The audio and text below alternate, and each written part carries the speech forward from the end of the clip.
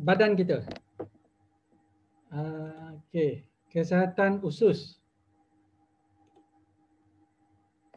Okey, ni semua nampak ya. Okey, kesihatan usus. Apa yang penting? Okey, melalui sesi santai-santai hari ini, saya akan bercerita sedikit, tak ambil masa lama, sekurang-kurangnya at least 15 hingga 20 minit untuk bercerita tentang kesihatan kita. Beberapa topik tentang hari ini saya akan buat tentang usus. Mungkin minggu depan atau minggu berikutnya kita bercakap tentang hypertension, diabetes, tapi tak banyaklah. Pasal kita nak bersantai-santai. Ini bukan syarahan atau ini bukan kelas. Ini cuma nak kita tambahkan pengetahuan kita. Okey. Okey, berkaitan dengan kesihatan usus ni, apa yang kita nampak tentang usus kita ni? Okey. Biasanya tabiat pemakanan kita. Kita daripada kecil, mungkin awal-awal tu kita tak tahu, kita diberi makan oleh mak bapak kita. Apa yang diberi makan, kita masuk. Kadang-kadang mak bapak kita tak bagi sayur, mungkin lepas tu, mungkin 2 tahun, 3 tahun, kita tak rasa nak makan sayur. Itu yang kadang-kadang pesakit datang ke klinik saya, kata, doktor, macam anak saya ni tak makan sayur. Macam mana? Mungkin besar kemungkinan saya rasa itu adalah salah ibu bapa. Kita tak boleh salahkan anak kenapa dia tak ambil makan sayur. Okey. Berkaitan dengan tabiat pemakanan kita ni, ia refleks kepada industri pengeluaran makanan dan juga tentang tabiat pengambilan makanan. Dan berdasarkan kepada yang belah kiri kita ni, berdasarkan kepada pengeluaran makanan ni, itu yang terhasilnya apa yang kita dapat sekarang ni. Kalau kita dapat kencing manis atau darah tinggi, sakit jantung, itu adalah salah kita. Kita jangan salahkan syarikat pengeluar makanan pasal mereka respon kepada apa yang demand kita minta. Okey, berdasarkan kepada itu kita tengok pada skrin belah kanan kata kita, tabiat makanan ni juga relate berkait rapat dengan kesihatan kita, persekitaran kita dan sosial ekonomi. Okey, dan semuanya berkait dengan apa yang kita makan. Dan ada sebelum ni saya memberkatakan kita adalah doktor kepada badan kita. Kerana kita yang tahu rasa apa kita rasa sakit, kita rasa sihat, okey, bergantung kepada tabiat pemakanan kita. Okey, dari sini itu yang keluar bermacam-macam produk dan lately saya rasa dalam 10 hingga 15 tahun yang kebelakangnya ni, makanan suplemen mengambil tempat yang begitu mendadak kepada pasaran ekonomi kita. Pasal apa? Pasal kita kalau kita tengok sejarah-sejarah negeri-negeri maju, semakin maju mereka, semakin usia mereka meningkat dan kita tengok cara pemakanan mereka, apa pengambilan mereka dan peranan syarikat pengeluar makanan sampingan atau makanan suplemen ni kepada mereka. Dan itu yang saya katakan tadi, tabiat pemakanan kita refleks pada sosial ekonomi, persekitaran dan kesihatan kita. Okey, berkaitan dengan kesihatan usus. Okey, kalau kita tak makan, apa kita akan rasa? Ada respon tak? Kalau katakan tak makan sehari, macam mana kita punya energi? Akan berkurangan. Kita akan rasa letih, lesu. Okey, daripada situ pentingnya usus kita. Kalau ada siapa kata usus tak penting tu, mungkin dia tak memahami anatomi, bukan anatomi anatomi badan kita. Okey. Kita tengok usus adalah dia punya kata, dia punya barrier antara kesihatan kita dengan pemakanan kita. Jadi usus ni adalah yang berperanan penting untuk kita sihat. Bagi mereka yang katakan contoh, katakan mereka yang suka ambil gula contoh. Awal-awal dalam usia remaja, okey, dia selalu minum manis, ambil makanan yang manis-manis dan sebagainya. Dan lepas 5 tahun atau 10 tahun, apa akan jadi kepada individu tersebut? Kemungkinan besar risiko untuk mendapat kencing manis tinggi. Okey, di situ kita tengok peranan usus kita. Okey. Sebagaimana yang saya katakan tadi, usus menentukan kesihatan keseluruhan individu. Kalau individu tu sakit, kita tengok usus dia tak sihat. Okey. Dan usus ni peranan dia macam kalau kita apalah, saya bagi peranan dia lah. Peranan dia memecahkan makanan menjadi nutrien. Okay, itu adalah fungsi usus. Jadi apa yang kita makan dalam bentuk macam burger lah, ayam ke apa, okay, bila kita makan kita kunyah dan masuk ke dalam stomach, dalam perut kita dan diproses dalam usus. Usus ni terbagi kepada dua. Satu usus kecil yang di sekitar ni, dan satu lagi usus besar yang kita nampak macam satu lingkungan ni. Okey, bila makanan masuk ke dalam badan, dia dihancurkan, kita kunyah dan masuk kepada usus, dan di situ peranan usus ni dia memecahkan menjadi nutrien-nutrien yang tertentu. Okey, itu peranan pertama. Dan kedua, dinding usus ni akan memudahkan penyerapan nutrien ni ke dalam darah. Itu yang saya katakan tadi, usus ni sebagai orang tengah, okey, antara badan kita dengan makanan di luar tu. Okey, bila makanan ni telah dihancur dan dijadikan nutrien dan nutrien sebagainya, ia akan diserap ke dalam sistem darah kita. Dan daripada situ sistem tu akan pergi merata badan kita dan berfungsi untuk tenaga, untuk dan sebagainya lah, untuk imunisasi kita dan sebagainya. Itu yang penting usus ni. Dan ketiga, hari ni kita cuma ingat tiga fungsi penting usus. Okey, mencegah molekul asing atau toksik memasuki aliran darah. Okey, macam mana bakteria tu boleh masuk ke dalam badan kita?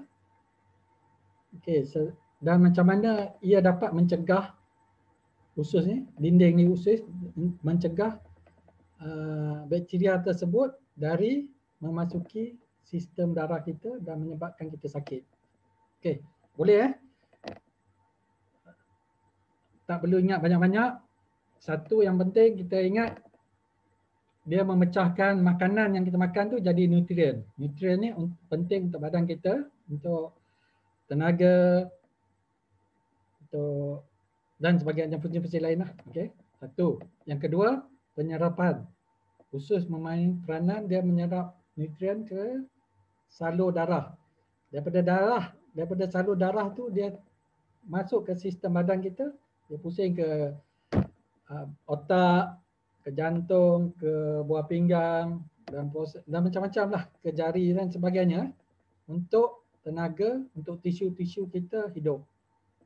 Dan ketiga, dia mencegah bakteria atau benda-benda toksik dari masuk ke dalam badan kita. Okey, itu adalah fungsi. Jadi kalau usus kita tak sihat, kita akan dapat penyakit. Okey, secara yang saya katakan tadi, kalau usus kita tak sihat, memang jadi penyakit tu akan datang lah. Penyakit Yang biasa, yang kita biasa dengar, penyakit seperti diabetes, hypertension, sakit jantung. Okey, orang banyak cakap pasal kolesterol tinggi. Kolesterol ni datang daripada mana? Daripada makanan kita. Penyakit darah tinggi. Penyakit darah tinggi disebabkan oleh pemakanan garam yang berlebihan. Okay. Kebanyakan dia disebabkan oleh pemakanan garam yang berlebihan. Okay. Bila makan berlebihan, dia menyebabkan hypertension.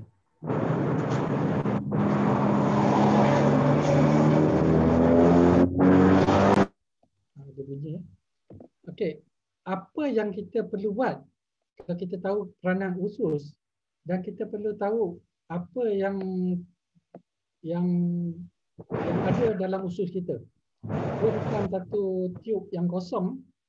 Dalam badan kita ni penuh dengan, terutama kolon usus kita, penuh dengan bakteria. Dan dinamakan bakteria ni dinamakan microflora. Dia adalah bakteria. Dan bakteria ni ada bakteria baik, ada bakteria jahat. Okay, yang senang kita ingat, dalam kolon ada bakteria baik dan bakteria jahat. Dia seimbang. Apabila kita sihat, dia seimbang, di mana bakteria baik memain peranan untuk suppress bakteria jahat ni dari menyebabkan kita sakit. Okey, apabila kita sakit, okey, ini menunjukkan yang bakteria jahat dalam badan, macam contoh dia diarrhea, okey, jangkitan kuman, demam dan sebagainya. Dan ini menunjukkan yang usus kita tak sihat, di mana bakteria jahat ni akan naik, akan tinggi berbanding dengan bakteria baik. Okey. Dan kaitan antara usus dengan immune system. Okay, banyak kita dengar pasal immune system. Kita ambil produk-produk kesihatan macam hemohim menyebabkan immune system kita tinggi. Ya. Yang memain peranan bakteria yang baik ni, microflora yang baik, dia akan membantu kita menyerap contoh hemohim masuk ke dalam badan kita. Kalau kita sakit, okay, bakteria jahat ni tinggi, okay, menyebabkan penyerapan makanan suplemen yang kita ambil tu akan terberhenti, tersekat.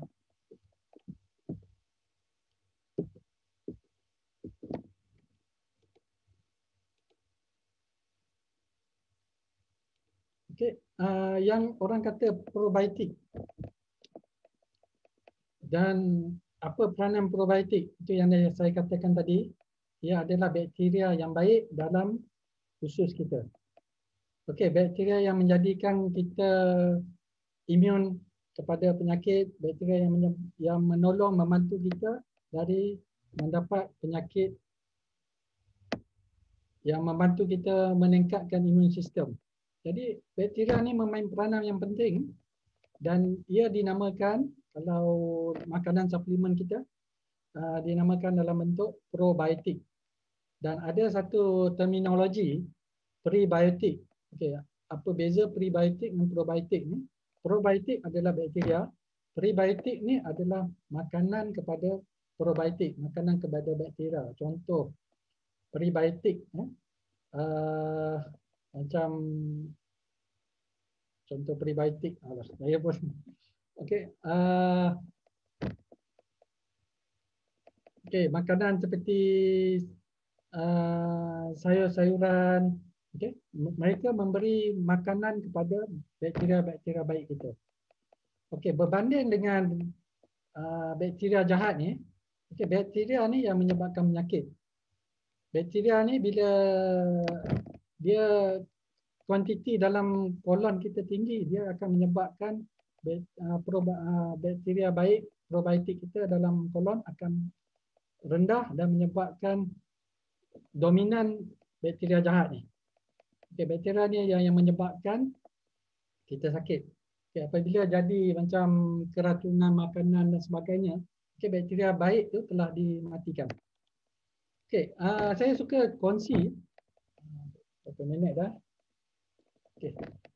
Dalam masa 5 minit saya nak kongsi tentang tangga kehidupan. Macam mana ia relates kepada usus kita.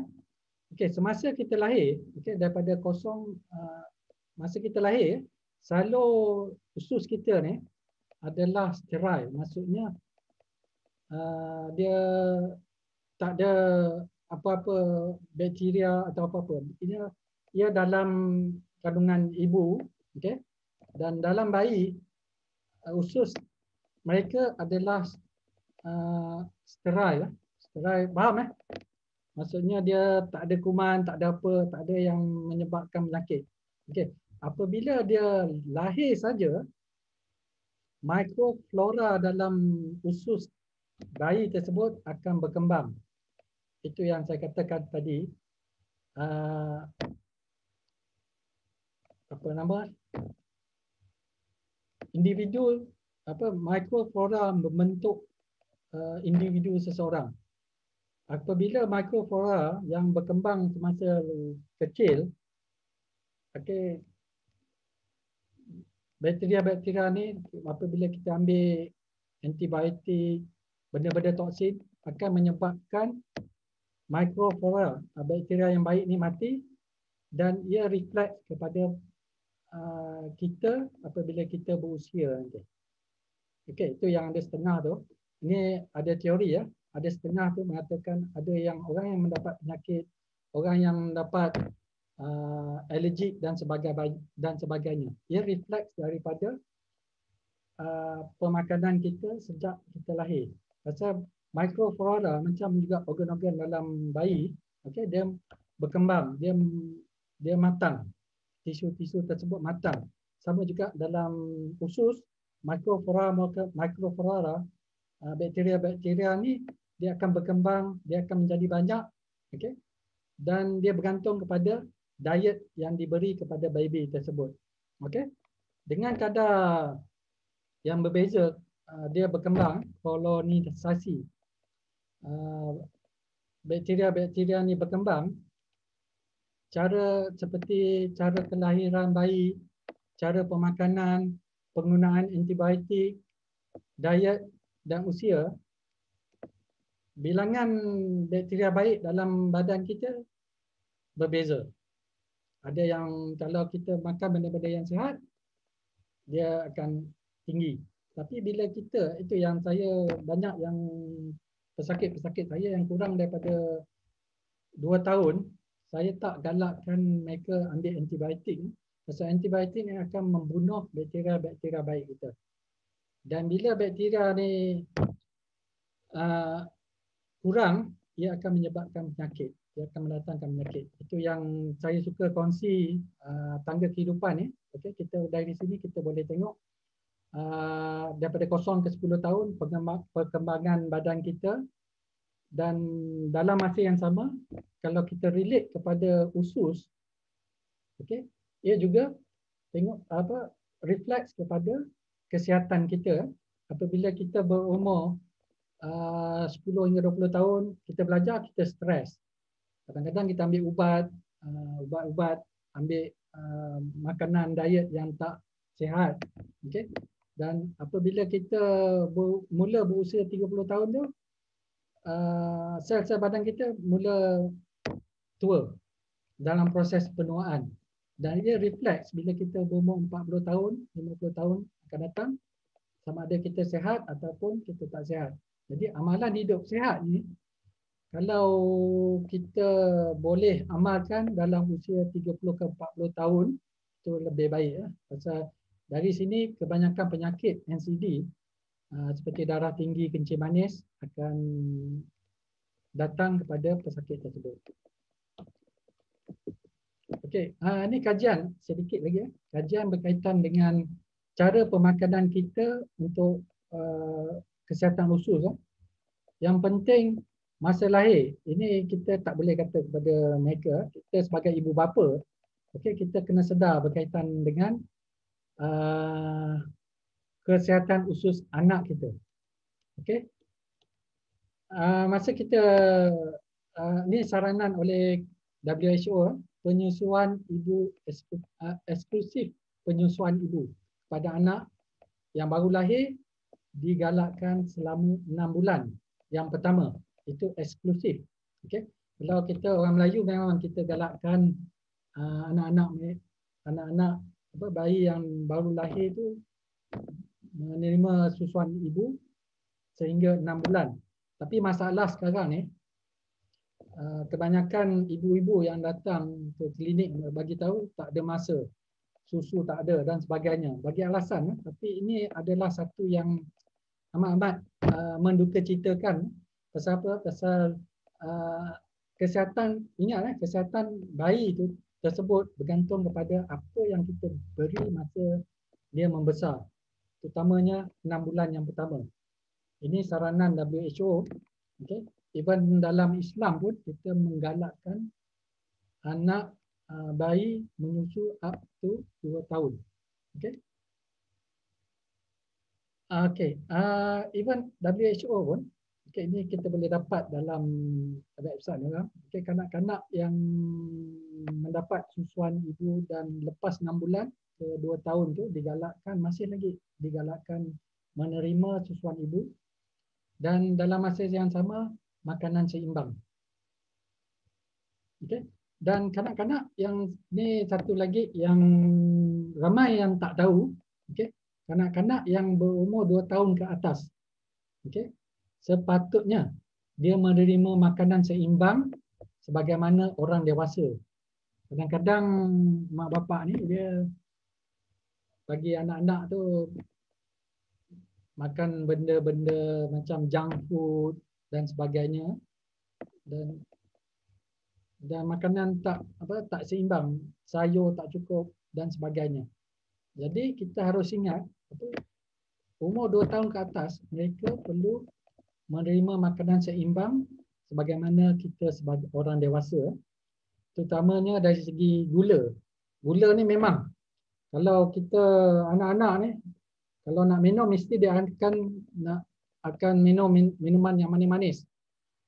Okey, kalau pergi Petronas ke apa, ada Starbucks ke apa ke, yang sekarang ni Tilas dan sebagainya, minuman tersebut kalau kita rasa memang sangat-sangat manis.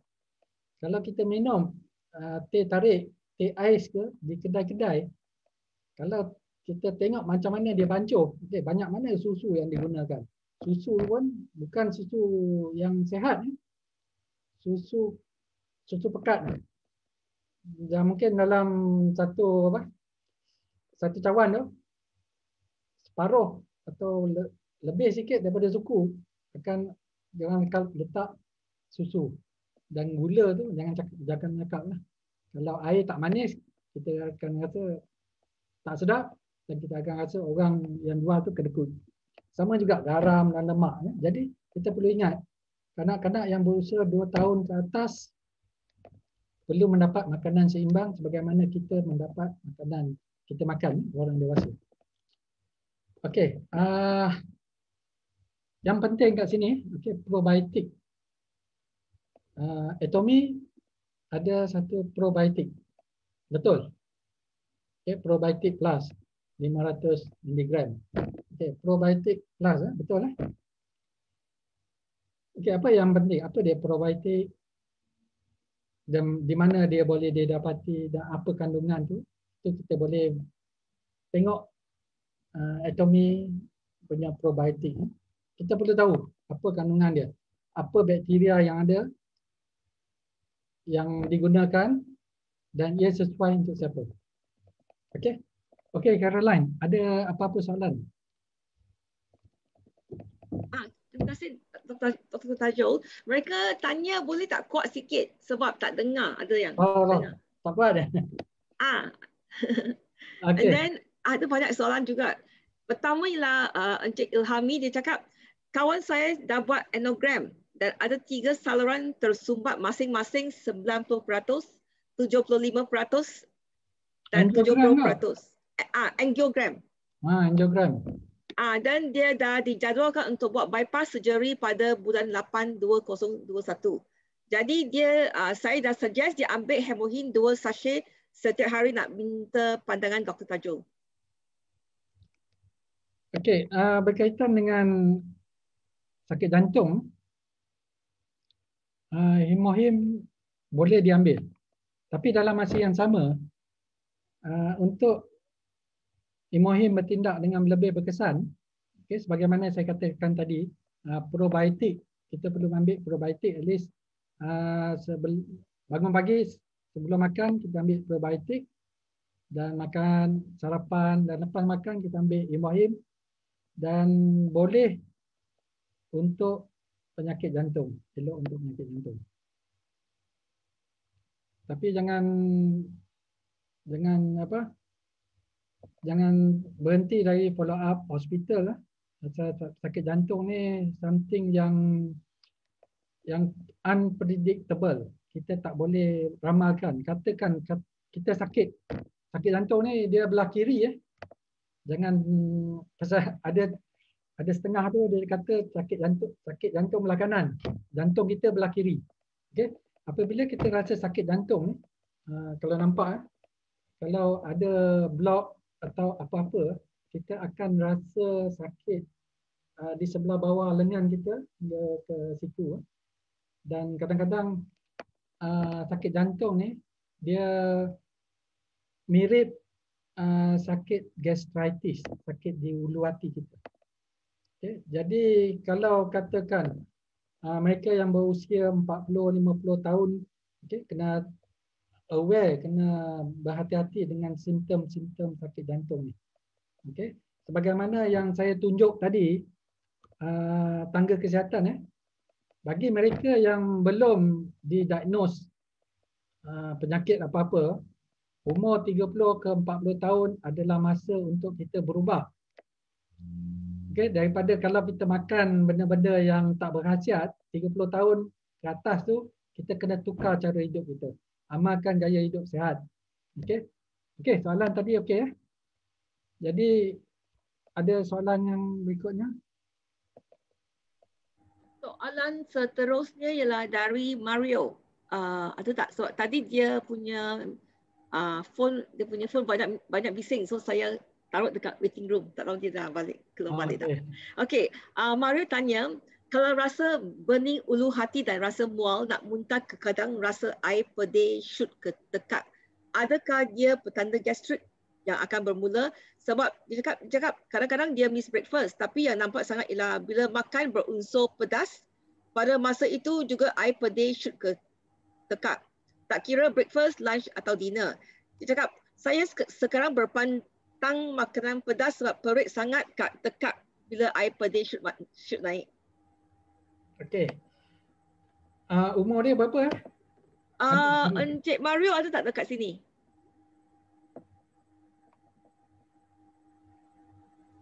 Umur ni penting bagi saya. Kalau katakan dia mungkin sudah cabut. Saya cek. Okeylah, tapi kalau katakan untuk pengetahuan yang lain, okay, berkaitan dengan gastritis dan sebagainya. Untuk pengetahuan, gastritis, gastrik, kalau kita bahasa Melayu kita kata gastrik, tapi dalam terminologi perubatan kita katakan gastritis. TIS tu menunjukkan inflammation, keradangan. Okay. Gastrik ni pun merupakan satu keradangan di ulu keradangan perut. Dan mengikut kata Encik Mario tadi, okay, besar kemungkinan ia adalah tanda-tanda gastritis, tapi dalam peringkat yang agak serius. Okay, yang biasa saya suggest, kalau katakan umur dia 30 tahun ke atas, okay, saya suggest dia buat skop, kita tengok dalam usus dia apa yang terjadi. Pasal kemungkinan bila dia rasa angin macam rasa terkeluar ke mulut, kadang-kadang dia terjadi waktu malam bila kita tidur, kita supine, kita baring, okay, biasanya konten kandungan dalam usus tu akan terkeluar ke esophagus, salur pemakanan kita. Dan bila keluar tu yang dia terasa nak macam rasa nak muntah, okey, rasa pahit. Dalam kondisi ini mungkin ada satu penyakit hiatus hernia di mana antara usus kita dengan perut, okey, usus dengan perut dia ada satu sphincter, ada satu macam injap untuk mengelakkan kandungan dalam perut tu masuk balik ke dalam salur pernafasan kita. Dan apabila injap ni loose, okey, dinamakan terminologi hiatus hernia, okey, bila dia loose itu yang kandungan gas atau kandungan asid dalam perut tu akan masuk ke salur pernafasan dan kita akan rasa macam muntah, rasa pahit, kadang-kadang boleh terkeluar rasa. Okey. Itu kondisi yang agak serius dan perlu pembedahan. Kita nak kena ikatkan sphincter tersebut. Saya mengalami penyakit tersebut dan saya hujung tahun lepas saya buat skop. Nak buat skop ni pun susah bila masuk ke dalam mulut kita, kamera masuk dalam mulut kita, kita akan rasa nak muntah.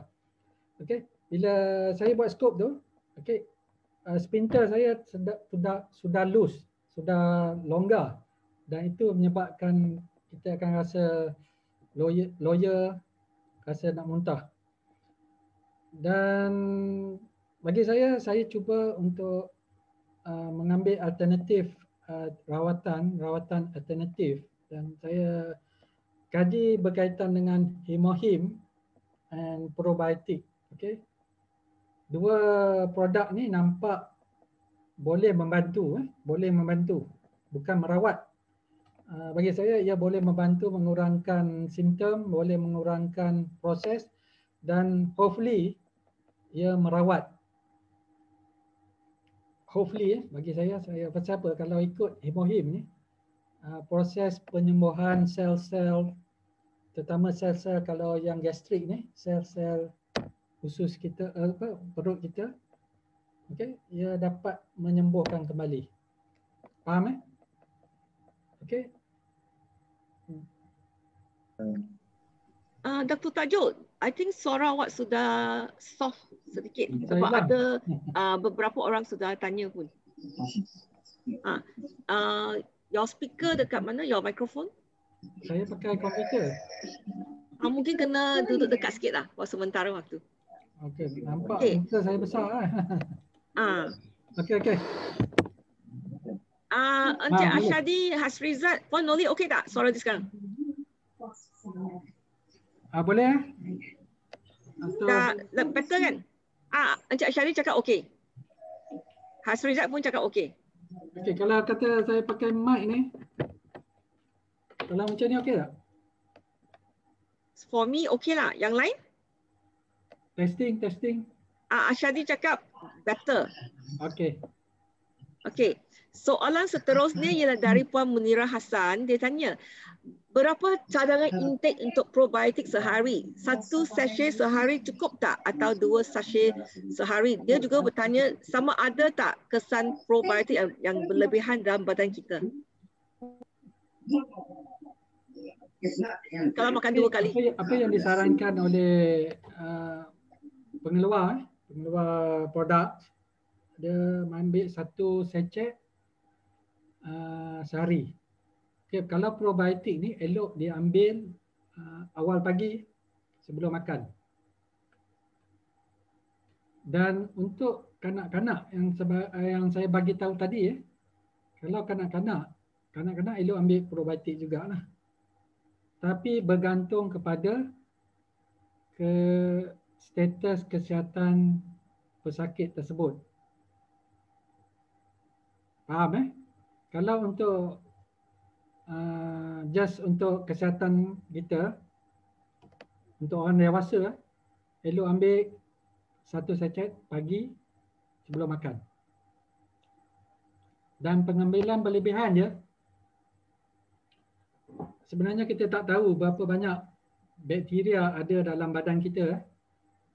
kalau ikut bakteria yang baik, okey, kadang-kadang dia dimatikan oleh cara pemakanan kita.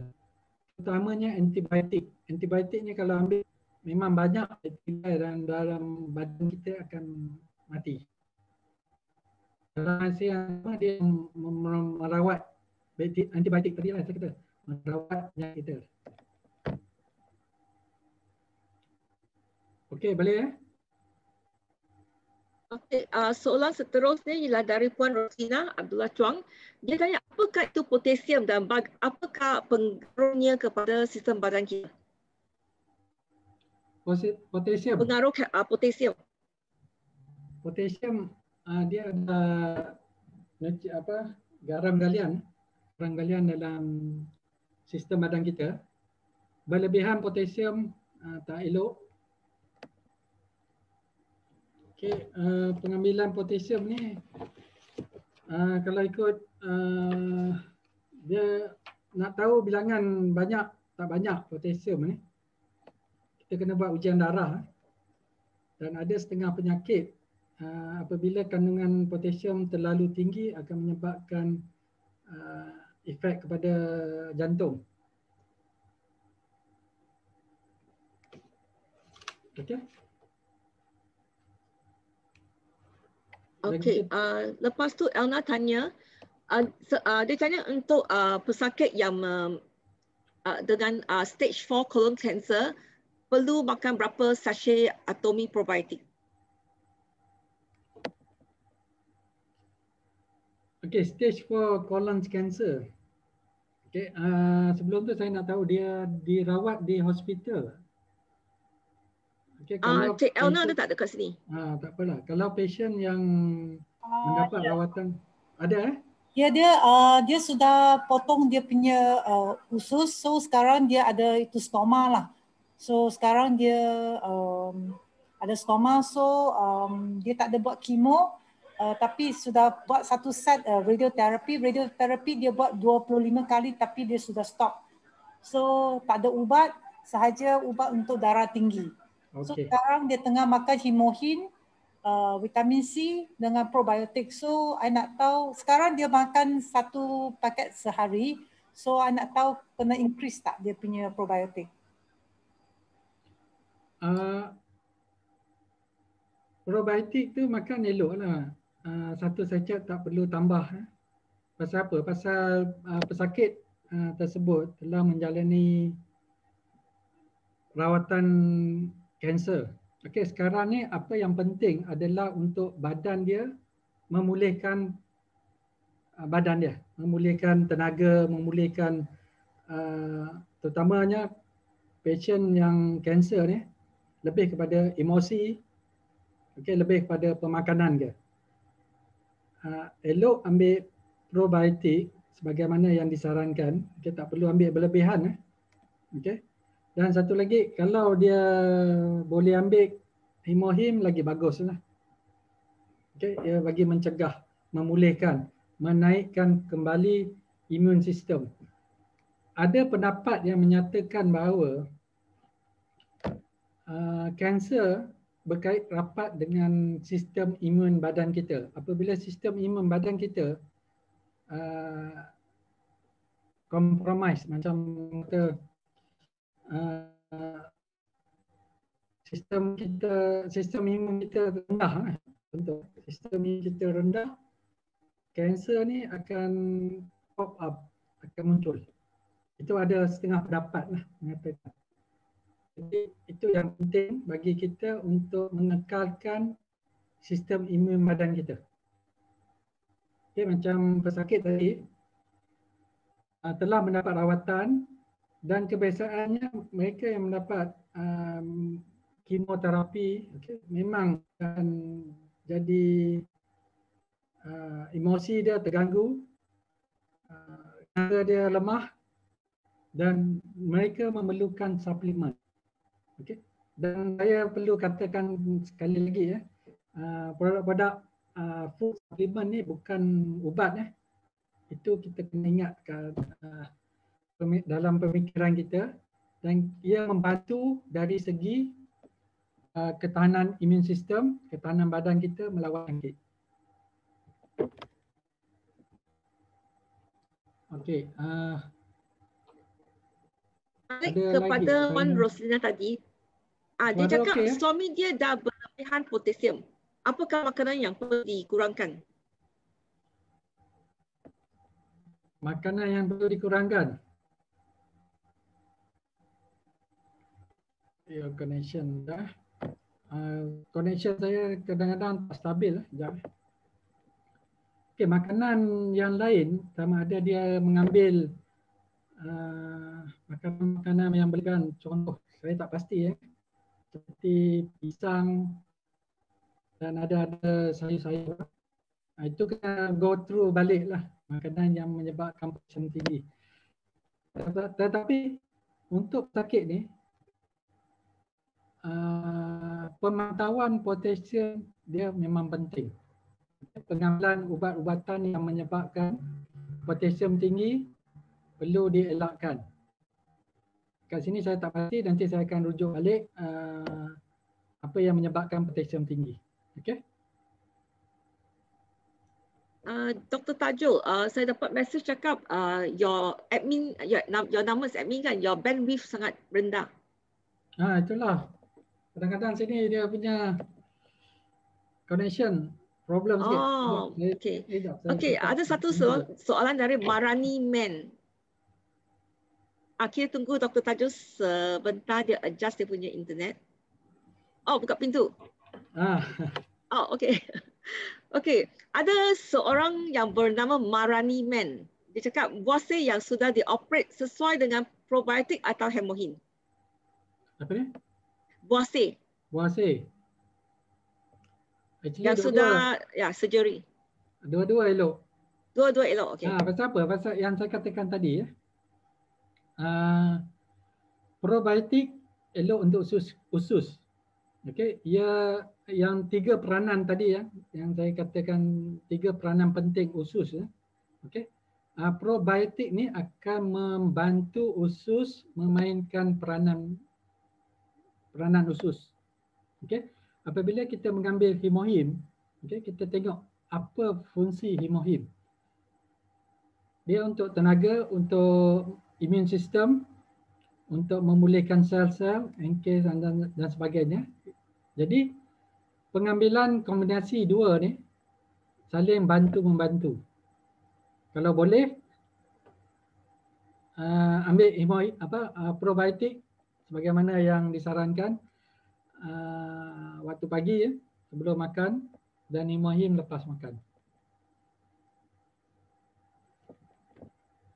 Boleh ya? Seterusnya Encik Hasrizat tanya, isteri dia mengandung 5 bulan, ada sembelit, boleh tak mengambil probiotik? Elok. Itu yang saya katakan tadi, peranan probiotik, peranan usus. Okey. Kalau dia mengandung yang tadi? 5 bulan. 5 bulan. Masalah mengandung masalah lain. Okey, bila rahim dalam badan semakin membesar, dia akan tekan salur usus kita lah. Dia akan tekan usus yang menyebabkan kadang-kadang pesakit akan rasa sembelit, susah nak berak. Okey. Untuk pesakit tersebut, jangan, kalau biasanya saya nasihatkan mereka banyakkan makan buah-buahan, benda-benda yang berserat, banyakkan sayur, dan probiotik membantu. Okey. Hi Dr. Tajul, Wisyong here. Maybe untuk menambah apa yang tanya ya, pregnant moms and all that, I think susu-susu yang di pasaran pun ada mengandungi atau diorang ada menambah probiotik. So in general, I think probiotik is recommended lah for prenatal and postnatal. Sebab susu di pasaran pun memang ada mengandungi juga. Ya. Jadi banyak itulah saya dalam presentasi saya yang awal tadi, okay, banyak yang company telah melihat tentang kepentingan food supplement. Ada yang kadang-kadang yang susu ditambahkan probiotik, macam-macam lah.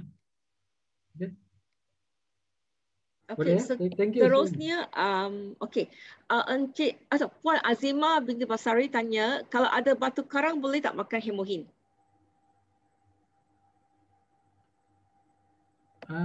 Batu karang. Bagi saya tak ada masalah. Cuma batu karang tu yang perlu dirawat. Tapi hemohin tak boleh merawat batu karang. Pasal apa kita tengok penyakit tu sendiri, macam mana terbentuknya batu karang. Okay, batu karang ni kalau yang kecil, dia ada ubat yang boleh memecahkan, tapi kalau saiz dia kecil. Tapi kalau saiz besar, memang kena buat operation.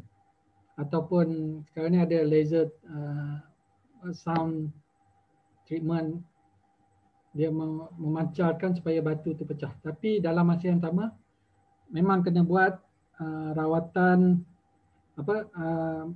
X-ray dan melihat batu karang tu saiz dia. Dan pengambilan hemohin tak ada masalah. Okey, Puan Noli nak unmute mic dia cakap. Puan Noli nak buka mic kan? Okey. Tak mesti. Dengar? Okey. Okey, Assalamualaikum doktor. Waalaikumsalam. Okay, saya nak tanya, masa 2 minggu awal tu mak saya ambil hemohin. Sebelum ni dia selalu ke toilet sampai 16 kali, 17 kali. Dia akan ulang-ulang sampai berdarah. Lepas dia ambil hemohin dalam masa 2 minggu, okey, dia dah kurang banyak sampai tinggal 3 kali je lah ni. Sebelum ni sampai 16 kali. Tapi selepas saya sarankan dia probiotik, dia jadi balik. Saya apa? Okey, Puan Noli Ya. Okey. Dia umur Puan berapa 65. Okey, 65. Sebagaimana yang saya sebutkan tadi, kesihatan individu berlainan dari seorang ke seorang. Okey, dengan pengambilan hemohin mungkin proses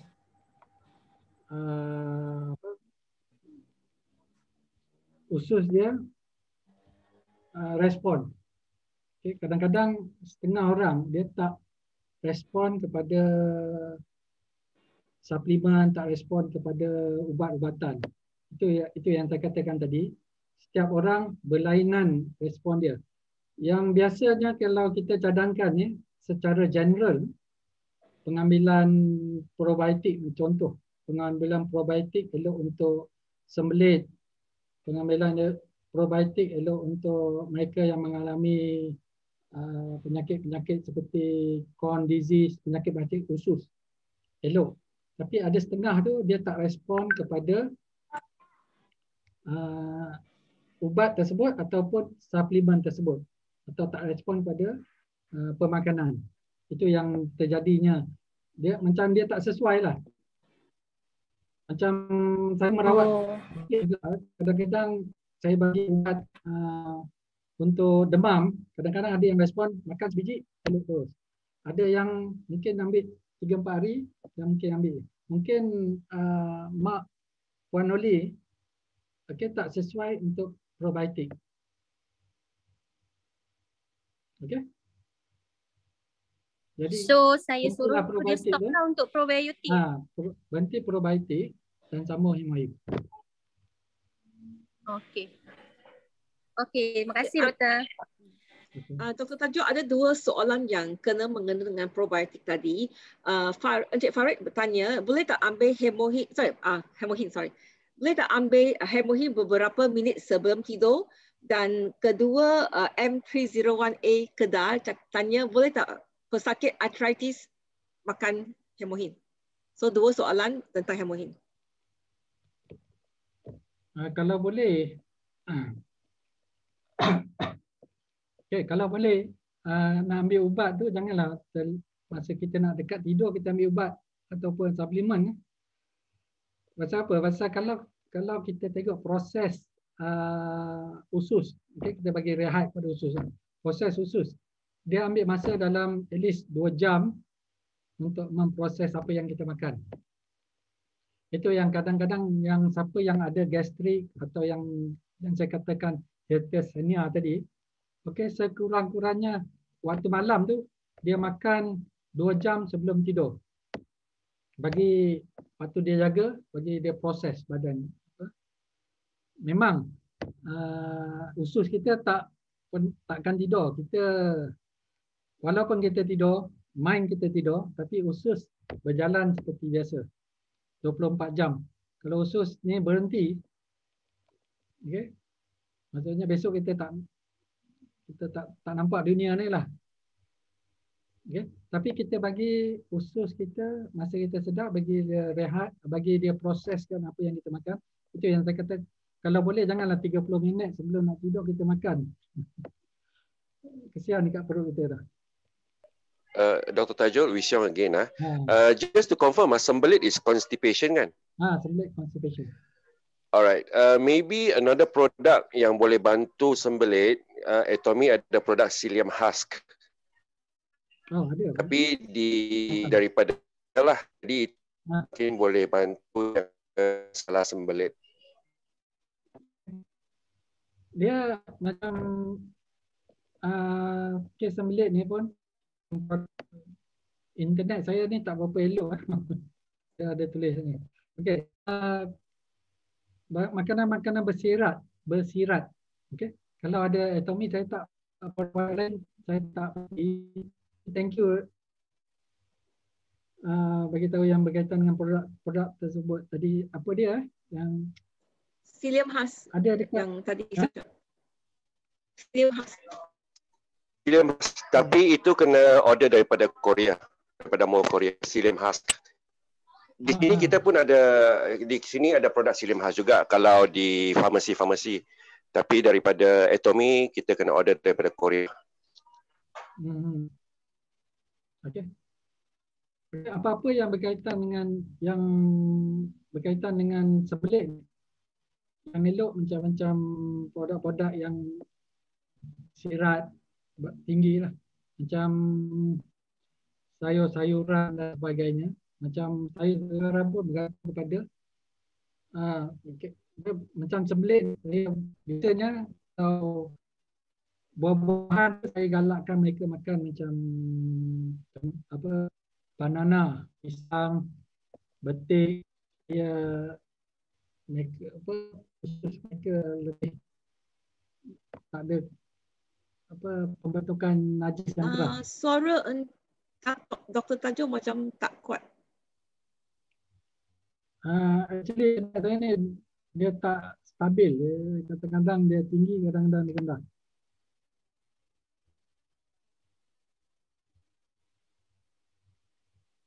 Okay, thank you Wisyong. Okay, terima kasih Encik Wee Siong. Kita ada sedikit interaksi di antara Encik Ashdi dengan Prof Muhyiddin sebab jadi baru tanya, doktor, ada tak apa-apa indikator yang kita boleh mengenal pasti khusus kita ada malah selain dari boroi macam saya, sebab boroi ni banyak sebab. Dan Prof Muhyiddin bertanya, Ashdi dulu dapat susu ibu tak? Dan Ashdi cakap, Prof, berlebihan kot sebab masa kecil dia gemuk. So tapi ditanya balik tentang usus.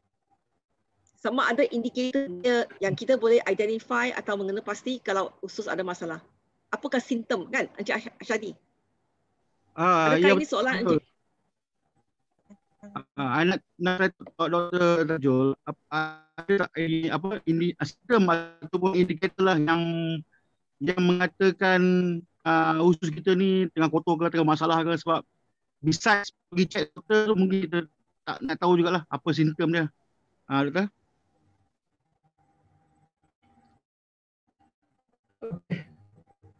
Indikator mengatakan usus kita okey tak okey, salah satu daripada habit bawal kita. Macam berapa kerap kita tandas, berapa kalau dalam perubatan ni, kalau kita nak tengok ya? Doktor lagging. Tapi sampai okey oh. Itulah saya dengar pun suara pecah-pecah. Nampak you punya apa line tu merah aja. Encik Asyari, saya tengok dia punya okey. Okey, masuk FB, masuk FB. Amal FB. Saya... Sesiapa yang tak jelas boleh masuk ke FB Dr. Tajul boleh berterus. Sudah untuk menentukan. Ya, boleh dengar? Hello? Ya, jelas. Indikator yang secara kasar, indikator yang nak menentukan sama ada bowel kita atau usus kita sihat ke tak sihat. Salah satunya habit kita ke tandas.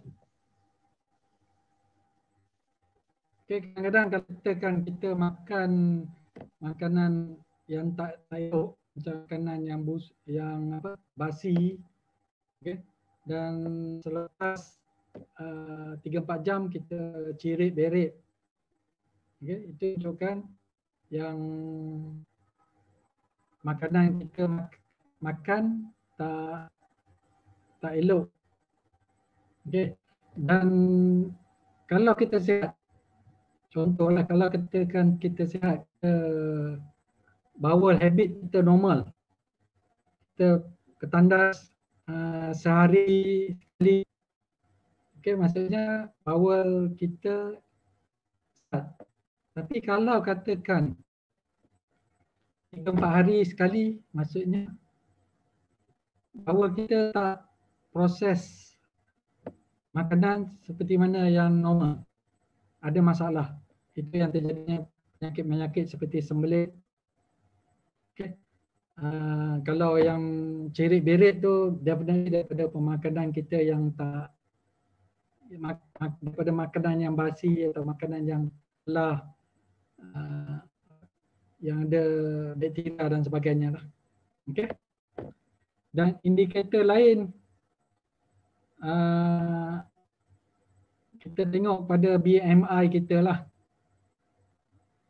Tahu kan BMI, Basal Metabolic Index.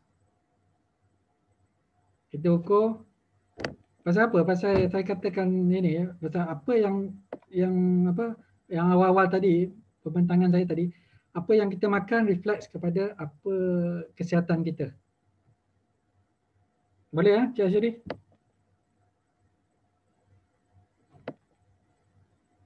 Okey, soalan seterusnya ialah dari Puan Solahiyah. Dia bertanya, ibu menyusu boleh tak mengambil probiotik? Boleh. Boleh, tak ada masalah. Pasal apa? Pasal probiotik ni lebih kepada kesihatan usus. Okay, itu memang penting. Dan ada setengah ubat moden lah. Okay, memang tak digalakkan untuk diambil semasa menyusukan bayi. Pasal apa? Pasal ubat-ubat tersebut menyerap ke dalam sistem darah kita. Okay, tapi probiotik ni dia confine, dia khusus kepada kolon usus kita. Okay, itu yang kita kena tahu. Kadang-kadang kita perlu tahu apa fungsi benda yang kita ambil, apa fungsi suplemen yang kita ambil. Okay, macam contohlah vitamin C.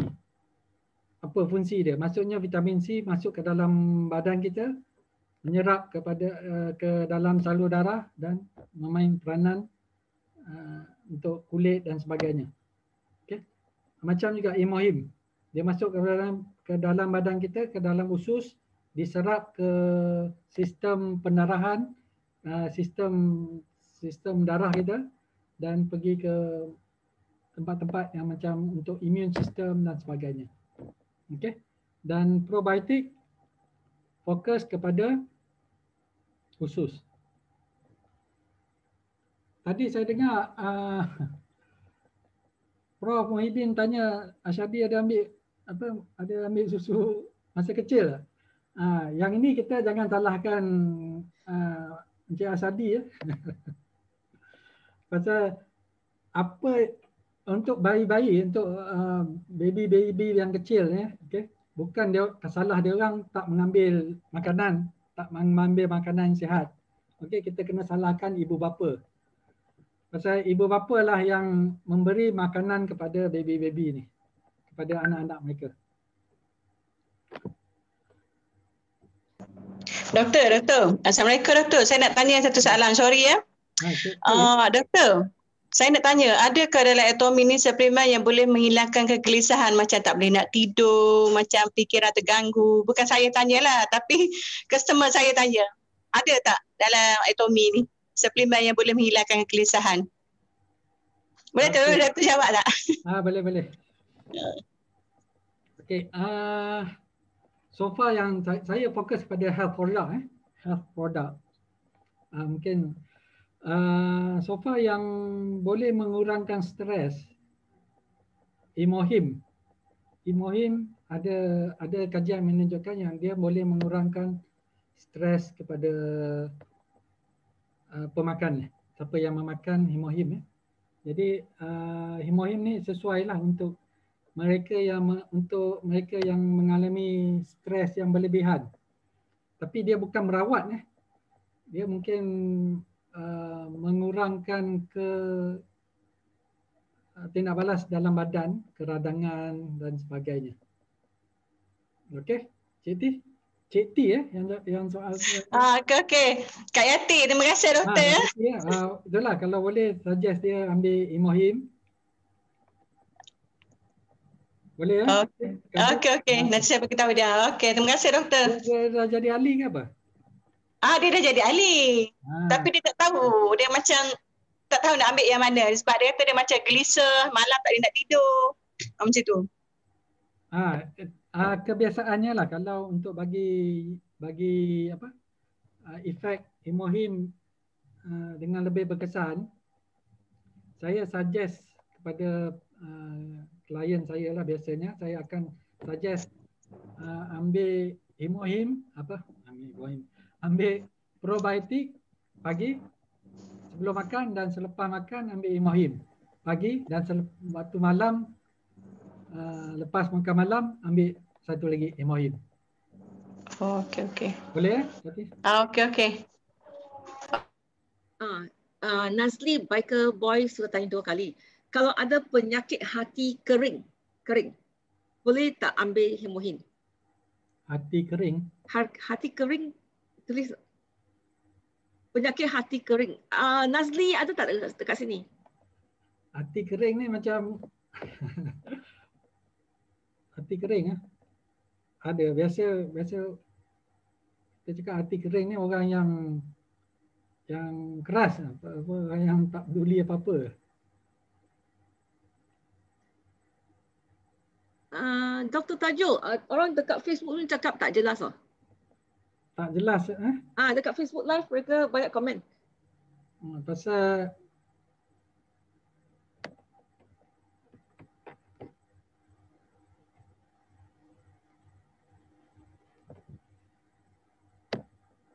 internet tak berapa elok rasa kan?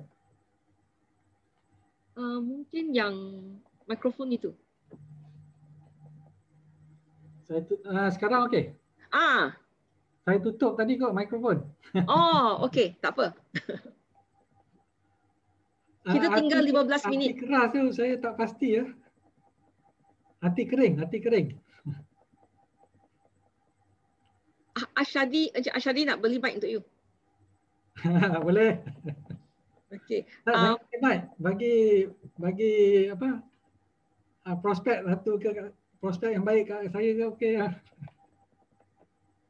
Lepas tu Puan Nunik tanya, dia cakap, doktor, semasa saya dekat Hospital Memorial Tanjung Bunga, saya terjumpa dengan dua orang adik-beradik Cina. Dia cakap kedua-dua berumur lebih kurang 50 tahun, mereka didapati ada kanser payudara kedua-dua. Jadi terus dia tanya mengapa boleh terjadi. Kerana semua saudara dan adik-beradik semua suka makan makanan yang dibakar. Jadi dia tanya kenapa makanan yang dibakar, ini barbecue boleh mendapat kanser. Barbecue lah tu. Okey, berkaitan dengan kanser payudara, kanser ni dia ada faktor risiko. Okey, faktor risiko dia salah satu dia genetik. Itu yang biasanya kalau dekat hospital, doktor banyak tanya kalau ada pesakit yang datang, dia akan tanya sejarah family history. Itu yang pentingnya family history. Kalau family history ni ada sejarah kanser, risiko untuk pesakit tu mendapat kanser tinggi. Satu lagi, ada dua risiko dekat sini. Satu lagi pengambilan makanan yang dibakar, barbecue. Kalau kadang-kadang ini juga merupakan salah satu faktor risiko untuk terjadinya kanser. Okey, sama ada disebabkan oleh pembakaran daripada cakul, kalau digunakan cakul. Okey. Dan itu dua ni merupakan faktor risiko untuk mendapat kanser. Assalamualaikum. Assalamualaikum doktor. Waalaikumsalam. Okey, doktor, saya ada soalan. Sahabat saya, anak dia baru ni doktor diagnosekan kanser limfoma stage 4. Umur dalam 20 tahun, masih remaja perempuan. Saya suggest dia untuk ambil sehari 1 sachet Himohim. Boleh doktor suggestkan berapa sachet dia boleh ambil untuk sehari? Okey, yang eloknya dua, satu pagi, satu petang. Okey. Okey. Satu lagi yang berkaitan dengan kanser limfoma, ketul-ketul di kelenjar. Betul. Okey. Ini memang perlu rawatan follow up dan sentiasa kena follow up di hospital. Pasal banyak yang pesakit, kawan-kawan saya, even yang saya come across dekat hospital, banyak pesakit, bukanlah banyak, ada pesakit yang ambil suplemen tapi dia tak follow up di hospital. Itu bahaya pasal ada yang satu kes tu, dia datang hospital, dia buat rawatan, separuh rawatan, lepas tu dia ambil suplemen, bukan Himohim lah, ambil suplemen lain. Okay, dia berhenti follow up di hospital. 6 bulan lepas tu dia datang balik di kecemasan, tak sedar diri, dan kita tengok tahap dia dah teruk. Itu kalau katakan pesakit yang ada, yang dia telah didiagnose kanser, okay, Himohim dapat membantu dari segi, dapat membantu bukan merawat. Saya terpaksa bagi tahu benda ni pasal ramai yang salah anggap. Okay. Himohim dapat membantu dari segi rawatan, mempercepatkan rawatan kanser di hospital, okay. Membantu dari segi imun, sistem imun badan pesakit, okay. Membantu, boleh insya-Allah mempercepatkan, membantu mempercepatkan pemulihan daripada kanser.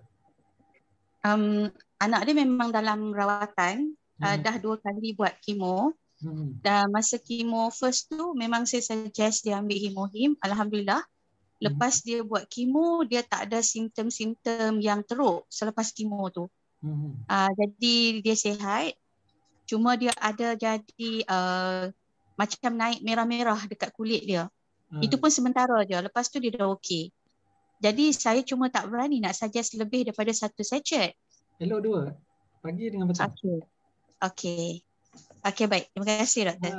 Cuma itulah yang saya nak katakan sekali lagi ya. Himohim membantu rawatan kanser, membantu dari segi imun sistem, dari segi ketahanan badan pesakit tu. Dan saya harap dia sembuh lah daripada kanser. Pasal saya pesakit kanser ni bila saya tengok mereka, saya rasa ingin membantu lebih daripada apa yang dia orang dapat daripada rawatan di hospital. Okey. Kalau kita dari segi kita di luar hospital ni, kita boleh membantu dari segi yang puan suggest tadi lah, dari segi suplemen. Okey, terima kasih doktor. Okey. Dr. Tajul, Wisyong again. Okay, I think kita punya lifestyle yang kita praktis sekarang, kita tak boleh mengelak daripada bahan-bahan karsinogen. Agree or not? Betul. Macam pembakaran. One simple example lah, water, air yang kita makan dan mandi dan sebagainya dirawat dengan menggunakan klorin. Klorin is a proven carcinogen by WHO. So kita tak boleh mengelak.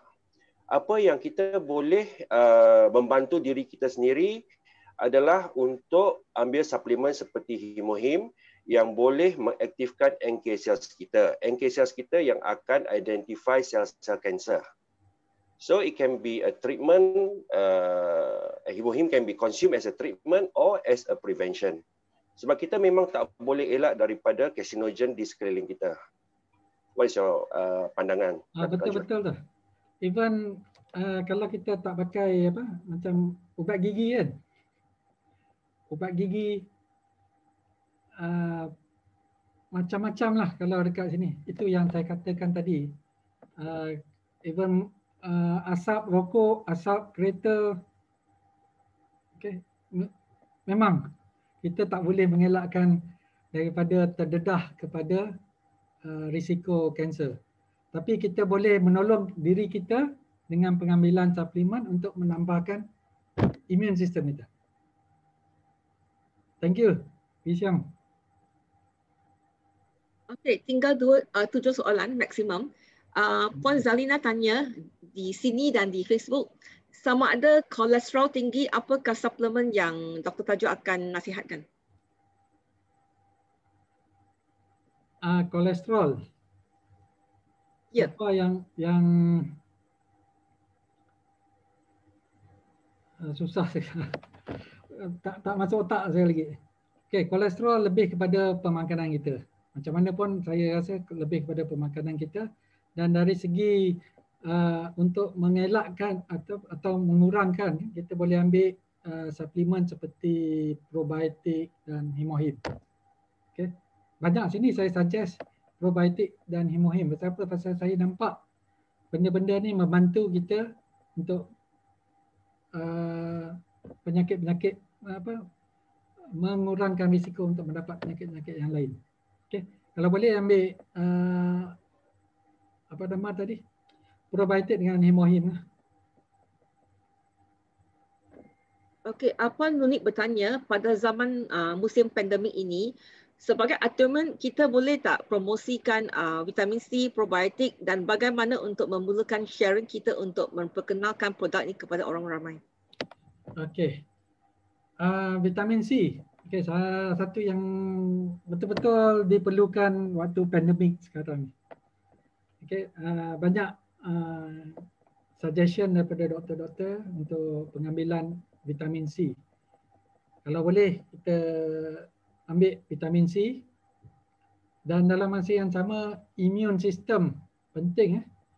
Immune system, dan di sini produk-produk semua tahu produk-produk yang boleh menambahkan immune system kita. Himohim. Dan kalau boleh kat sini tiga produk yang utama bagi saya, Himohim, probiotik dan vitamin C untuk pandemik COVID-19 ni.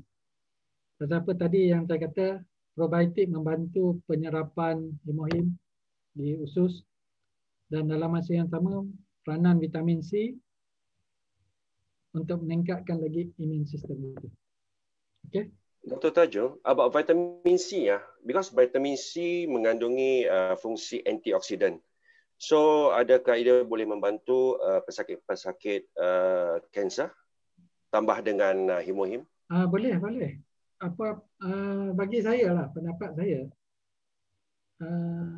ini kebanyakan produk yang membantu imun sistem kita. Okay, antioksidan memang membantu dari segi ketahanan badan kita untuk melawan penyakit utamanya kanser. Jadi tiga produk ni bagi saya just like a must for us lah. Something yang satu lagi macam hemohim ni. Okay. Hemohim bagi saya macam something yang saya boleh biasanya sebelum ni saya kat rumah saya mesti ada Panadol, mesti ada Piriton, antihistamin untuk gatal-gatal dan sebagainya. Dua ubat ni mesti ada. Pasal apa? Pasal kadang-kadang kita sakit kepala, kadang-kadang kita sesama, kita boleh ambil, kita makan. Piriton, okay, antihistamin ni macam sesama, gatal-gatal apa-apa kita boleh makan. Tapi sejak ada hemohim kat sini bukanlah saya nak promote, tapi benda yang elok bagi saya elok ada. Hemohim ni kalau katakan kita terkena gatal-gatal semua, kita boleh ambil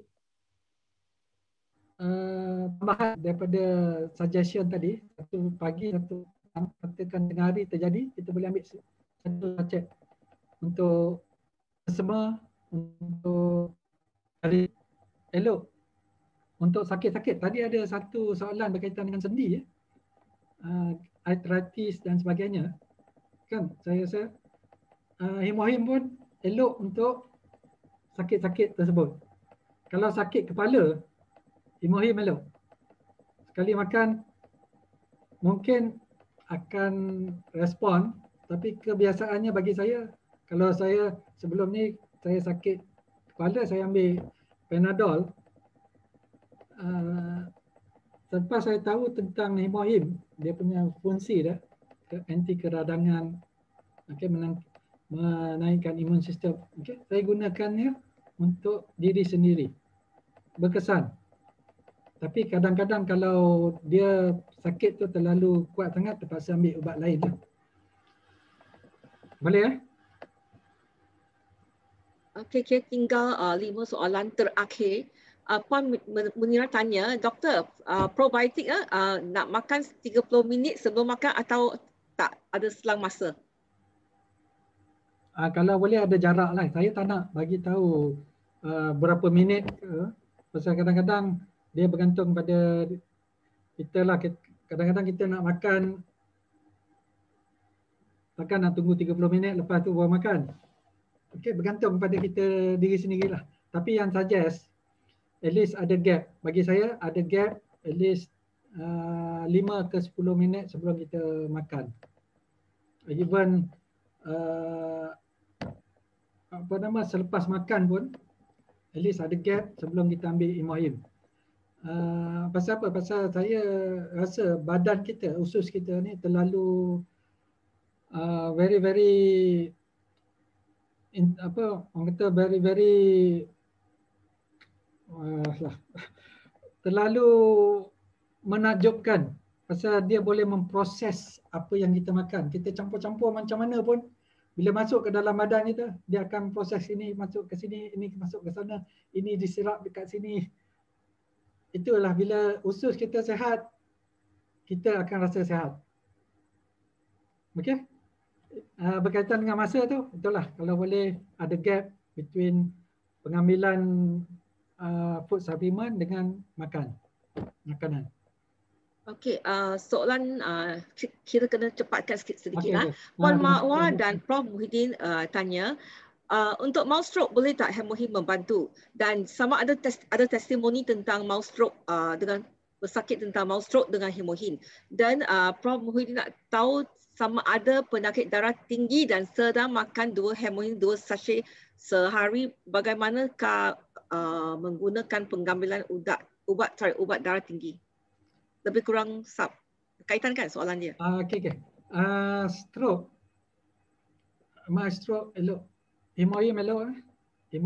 Hemohim sesuai untuk proses pemulihan stroke. Okay, nanti saya akan terangkan macam mana dia punya ni. Tapi hemohim memang proses dia elok untuk stroke. Dan berkaitan dengan tekanan darah tinggi, ada kajian menunjukkan yang hemohim berkesan untuk tekanan darah, untuk menurunkan tekanan darah tinggi. Tapi saya buat kajian, dia tak berapa kesan sebagaimana ubat darah tinggi. Okey. Itu yang saya kata, hemohim bukan ubat.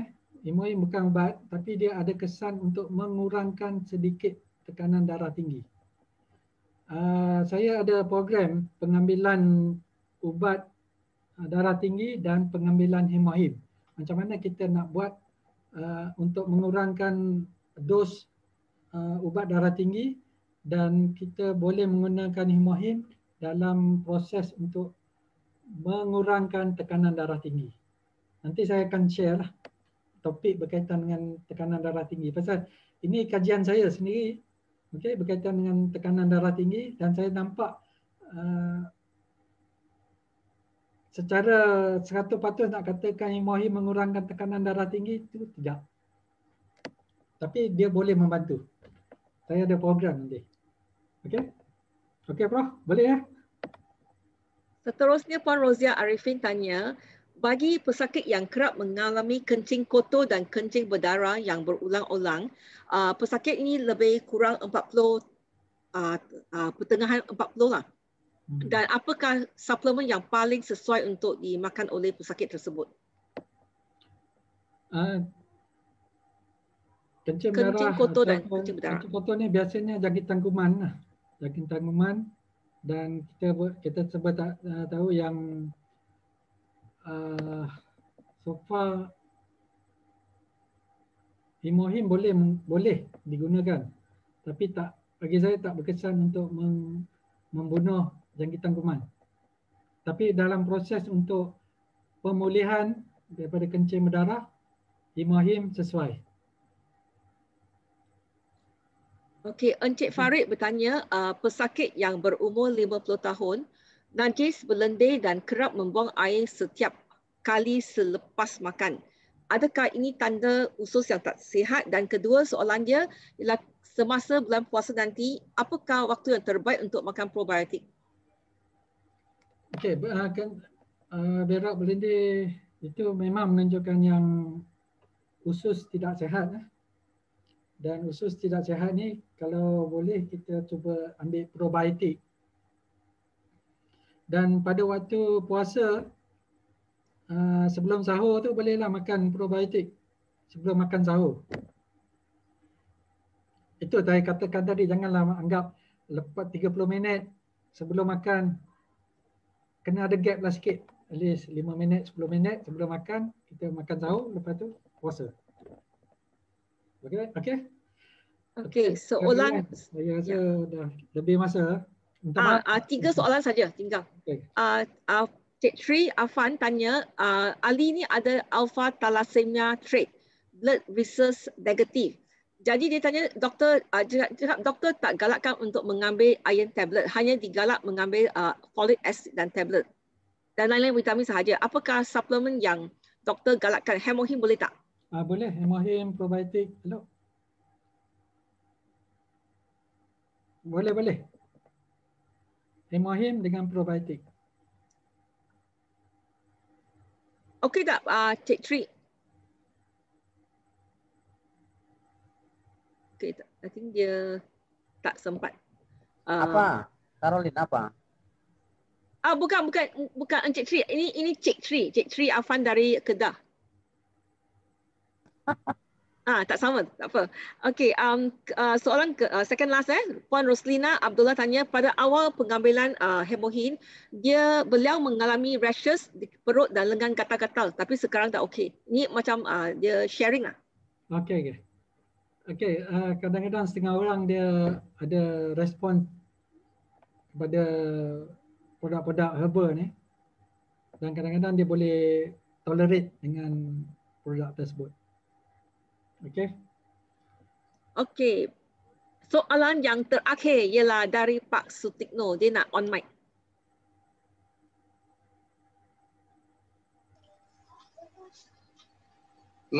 Selamat siang. Hari ini. Dr. Rachel ada yang perlu sampaikan. Soalan yang pertama, sebagaimana kemarin saya sayangkan Dr. Rachel, tapi karena suasananya kemarin guru-guru itu di titik. Begini, saudara saya usia 60 tahun, dia itu kalau minum hemohim sama vitamin C, kemarin saya katakan itu mual. Sebenarnya dianya tuh ingin sekali mengkonsumsi hemohim dan atomi, karena dia itu sudah percaya ya dengan kualitas ini. Kira-kira solusinya apa ini? Kemarin Dr. Rachel sempat menyarankan untuk probiotik ya. Jadi kalau katakan orang yang mual, salah satunya boleh makan probiotik dulu, dan kalau dia nak makan hemohim, cuba dia campur dengan air atau jus yang lain lah. Boleh Pak Tri? Ini okey. Apa? Bolehlah dia. Okey. Terima kasih sarannya untuk kami cobakan. Okey. Saya tak nak ambil masa panjang ni. Okey. Caroline? Ya, kita sudah I think semua soalan sudah dijawab. Hanya lewat 10 minit. Jadi terima kasih semua kerana menghadiri. Tetapi jangan lupa tau, sesi ini adalah setiap hari Sabtu pukul 11 pagi. Dan apakah besok? Siapa tahu tak? Apa sesi seterusnya besok pagi pukul 11? Dengan siapa? Kopitiam dengan Secan. Ya, betul. Besok ialah bahasa Inggeris dan seterusnya setiap kita selang-seli bahasa Inggeris, bahasa Melayu dan sebagainya. Jadi kita jumpa lagi besok pagi pukul 11. Mr. Chan, you nak cakap apa tak ada nak indication untuk besok you nak? Tak ada. Tak ada. Okey, terima kasih Dr. Tajul. Kalau ada apa-apa soalan lain, awak boleh tujukan dekat Facebook page, kan? Masih live video masih dekat sana. Kalau kawan tak sempat, boleh di sana. Okey? So, kita semua pergi makan. Dan malam ni ada, Encik Ashadi cakap, malam ini ada preview sesi pencerahan tim Ashadi. Semua dijemput masuk. Mana Encik Ashadi nak bercakap tak? Sebelum kita tutup. Encik Ashadi. Mana dia? Ke, tak apa, saya sudah cakap di ada. Okay. So sorry ya. So malam ni tim Puan Kak Zalina kita, iaitu my team, kita membuat preview sesi pencerahan mengenai atomi setiap Sabtu malam pukul 9 malam. So ini untuk orang baru ataupun orang yang tak faham apa itu atomi lah. So kita kita ulang-ulang benda yang sama, tapi digalakkan siapa-siapa yang ada new team members yang register for nothing ataupun yang baru nak register atau nak faham mengenai atomi, so jemput malam ni masuk Zoom kita pukul 9. Nanti I bagi link dia nanti. Thank you. So saya harap malam ni ada sekurang-kurangnya ada berapa orang? 100 kan? Encik Ashadi? Okey. Kita selalu bajet 1,000 orang. Biasa. Oh, 1,000. Okey, Zoom account cukup tak? Kena tanya Ben. Just kidding. Dan okey, Encik Tri cakap lain kali pergi makan nasi padang ayo bisa. Okey, kita bersurai hari ini. Kita jumpa semula malam ini dan besok pagi pukul 11. Terima kasih Caroline. Terima kasih. Okey, terima kasih semua. Bye.